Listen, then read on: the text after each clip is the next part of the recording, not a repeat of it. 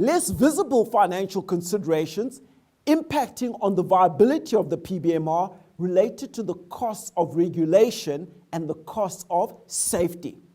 Now, nuclear power plants frequently incur safety-related cost escalations. These costs come about as a result of a number of reasons. One, the direct costs of engineering safety barriers that arise during the construction phase. Two, the costs of the licensing phase. Three, the costs of the regulatory regime once the plant has been commissioned.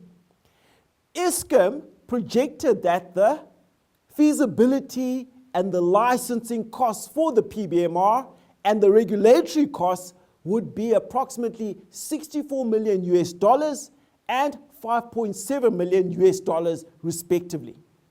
Now, licensing procedures and costs tend to be more onerous, especially for new nuclear power station designs. In licensing its AP600 passive safety plant, Westinghouse is estimated to have spent approximately $400 million with the process of licensing, and that extended over a period of 7 years.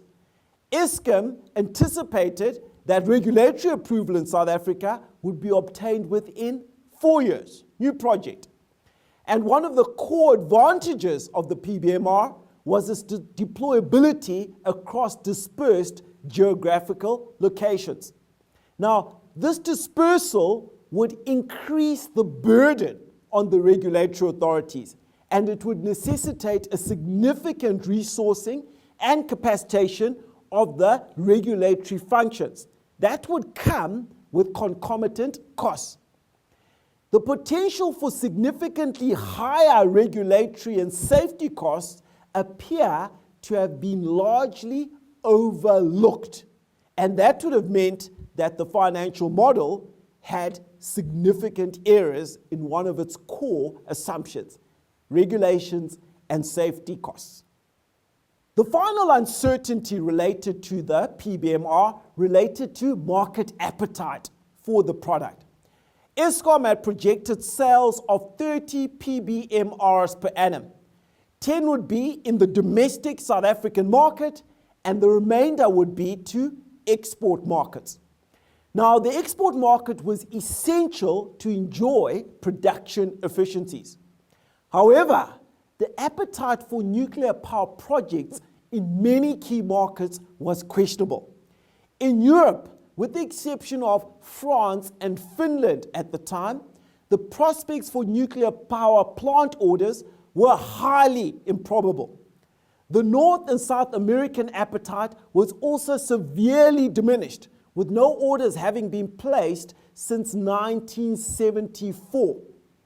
Canada had developed its own technology, and that had begun to run into all sorts of safety and financial viability challenges.